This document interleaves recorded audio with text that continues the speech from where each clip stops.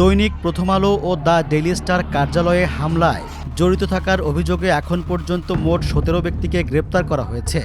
২২ December দুপুর ১২:১২টার দিকে ঢাকা মহানগর পুলিশের এক ব্রিফিংয়ে এই তথ্য জানানো হয়। ভাঙচুর, অগ্নিসংযোগ, ভ্যান্ডালিজম, লুটপাট ইত্যাদি চালায়।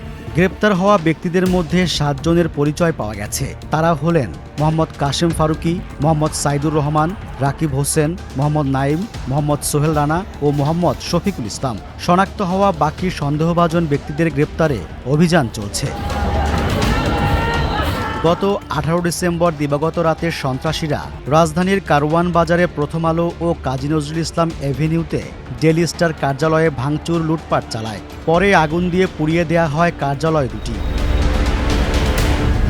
প্রধান উপদেষ্টা অধ্যাপক মোহাম্মদ ইউনূসের নেতৃত্বে ২১ ডিসেম্বর রাষ্ট্রীয় অতিথি ভবন যমুনায় দেশের সার্বিক আইনশৃঙ্খলা পরিস্থিতি পর্যালোচনায় একটি বৈঠক অনুষ্ঠিত হয়। বৈঠকে স্বরাষ্ট্র উপদেষ্টা মোহাম্মদ জাহাঙ্গীর আলম চৌধুরী, জাতীয় নিরাপত্তা উপদেষ্টা খলিলুর রহমান সহ বিভিন্ন নিরাপত্তা ও আইনশৃঙ্খলা বাহিনীর শীর্ষস্থানীয় কর্মকর্তারা উপস্থিত ছিলেন।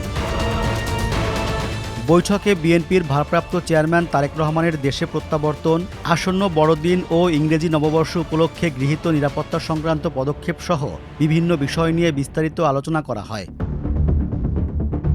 এছাড়া ইনকিলাব মঞ্চের মুখপাত্র ও জুলাই যোদ্ধা শহীদ শরীফ ওসমান হাদির হত্যাকাণ্ডে সম্পৃক্তদের গ্রেপ্তার, তদন্তের অগ্রগতি নিয়ে বিশদ আলোচনা করা হয়। পুলিশের পক্ষ থেকে প্রধান উপদেষ্টাকে জানানো হয়, চট্টগ্রামে ভারতের সহকারী হাইকমিশনারের বাসভবনের কাছে বিশৃঙ্খলা সৃষ্টির চেষ্টাকারীদের মধ্যে ৩ জনকে ভিডিও ফুটেজ দেখে শনাক্ত করা হয়েছে।